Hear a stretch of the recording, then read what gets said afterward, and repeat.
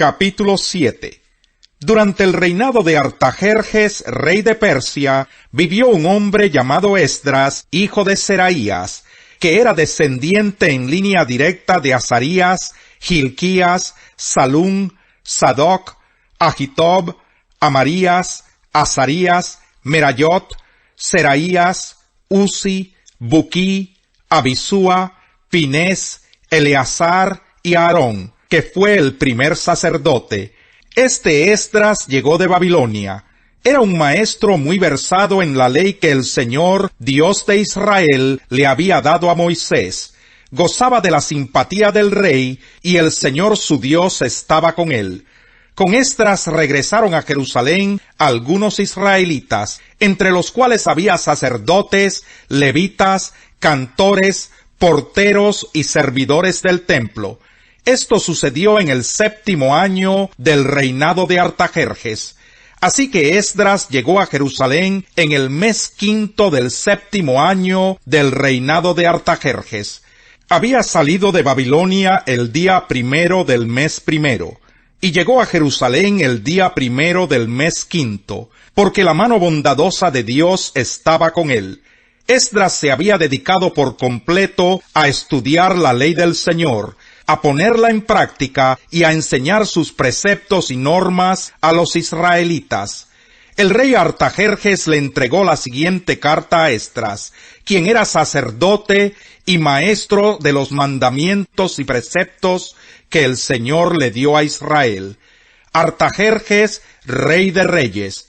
A Esdras, sacerdote y maestro versado en la ley del Dios del cielo. Saludos.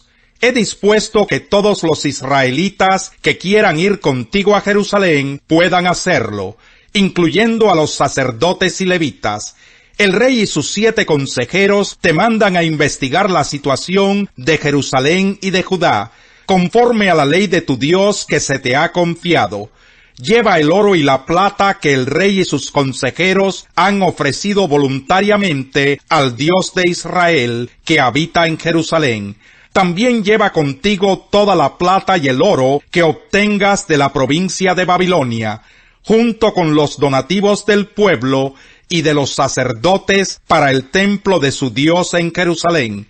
Con ese dinero compra sin falta becerros, carneros y corderos, con sus respectivas ofrendas de cereales y de vino, para ofrecerlos en el altar del templo del Dios de ustedes en Jerusalén. Con el resto de la plata y del oro, tú y tus compañeros podrán hacer lo que les parezca mejor, de acuerdo con la voluntad del Dios de ustedes. Pero deposita en el templo los utensilios sagrados que se te han entregado para rendir culto a tu Dios en Jerusalén. Cualquier otro gasto que sea necesario para el templo de tu Dios se cubrirá del tesoro real.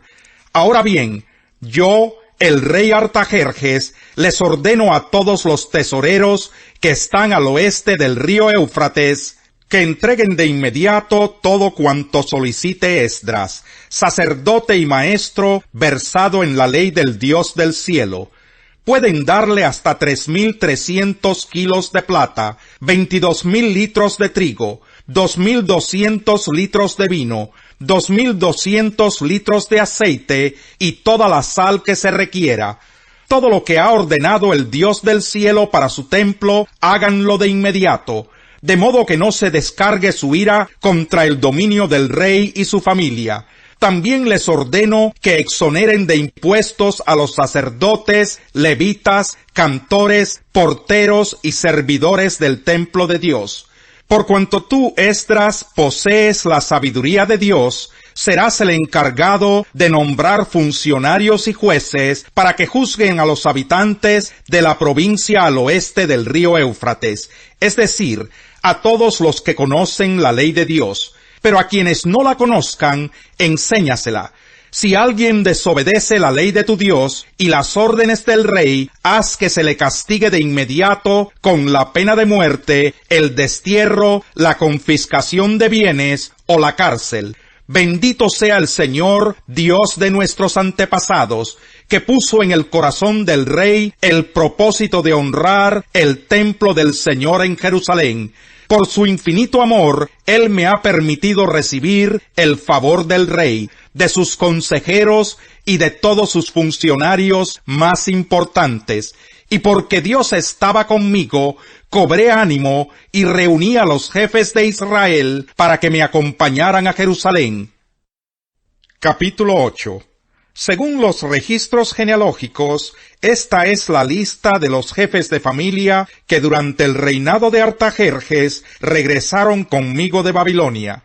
De los descendientes de Finés, Gersón; de Itamar, Daniel; de David, Hatús, que era de la familia de Secanías; de Parós, Zacarías y 150 hombres que se registraron con él; de Pahat Moab, Elioenai, hijo de Seraías, y 200 hombres más; de Secanías, el hijo de Jaasiel, y 300 hombres más; de Adín, Ebed, hijo de Jonatán, y 50 hombres más; de Elam, Isaías, hijo de Atalías, y 70 hombres más; de Cefatías, Zebadías, hijo de Micael, y 80 hombres más; de Joab, Abdías, hijo de Jehiel, y 218 hombres más; de Selomit, el hijo de Josifías, y 160 hombres más; de Bebai, Zacarías, hijo de Bebai,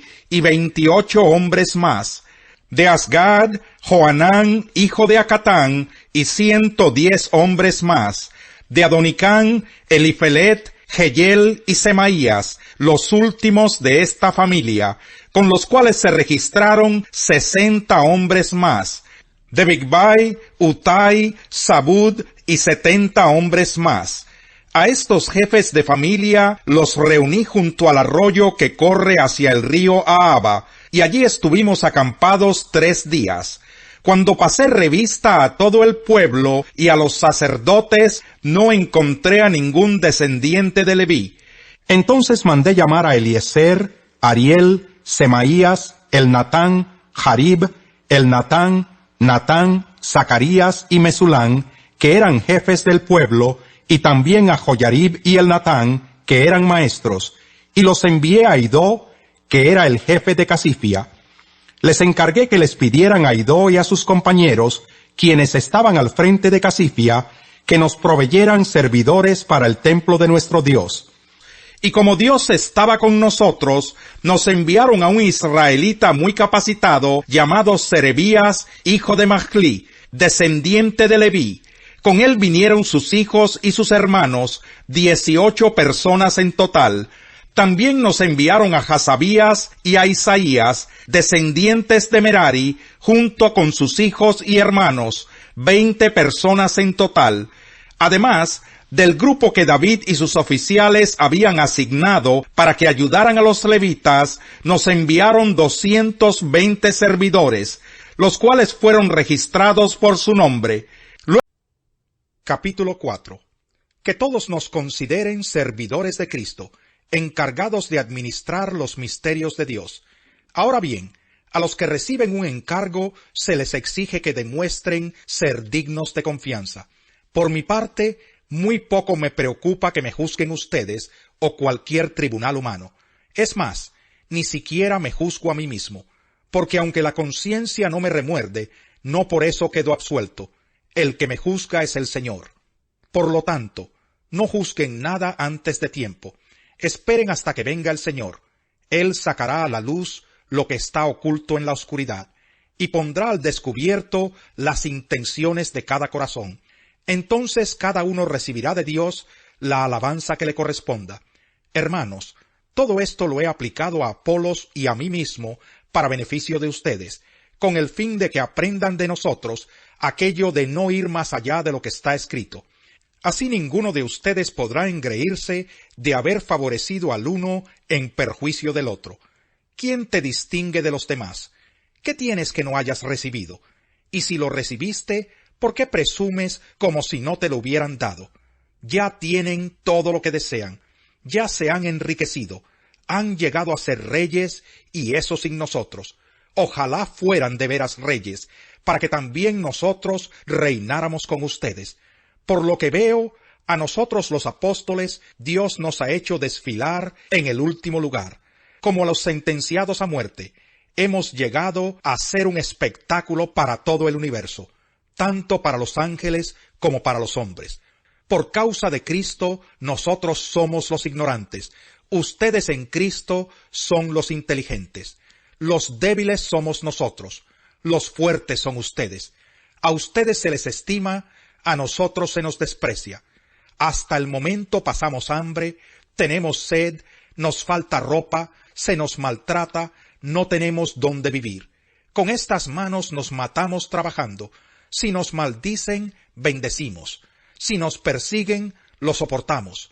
Si nos calumnian, los tratamos con gentileza. Se nos considera la escoria de la tierra, la basura del mundo, y así hasta el día de hoy. No les escribo esto para avergonzarlos, sino para amonestarlos como a hijos míos amados. De hecho, aunque tuvieran ustedes miles de tutores en Cristo, padres sí que no tienen muchos, porque mediante el Evangelio yo fui el Padre que los engendró en Cristo Jesús. Por tanto les ruego que sigan mi ejemplo. Con este propósito les envié a Timoteo, mi amado y fiel hijo en el Señor. Él les recordará mi manera de comportarme en Cristo Jesús, como enseño por todas partes y en todas las iglesias. Ahora bien, algunos de ustedes se han vuelto presuntuosos pensando que no iré a verlos. Lo cierto es que si Dios quiere, iré a visitarlos muy pronto, y ya veremos no solo cómo hablan, sino cuánto poder tienen esos presumidos, porque el reino de Dios no es cuestión de palabras, sino de poder. ¿Qué prefieren? ¿Que vaya a verlos con un látigo o con amor y espíritu apacible? Salmo 30. Te exaltaré, Señor, porque me levantaste, porque no dejaste que mis enemigos se burlaran de mí. Señor mi Dios, te pedí ayuda y me sanaste.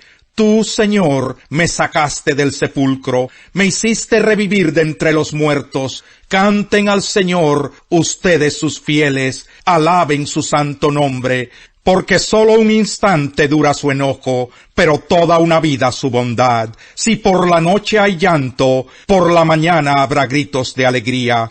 Cuando me sentí seguro, exclamé, jamás seré conmovido.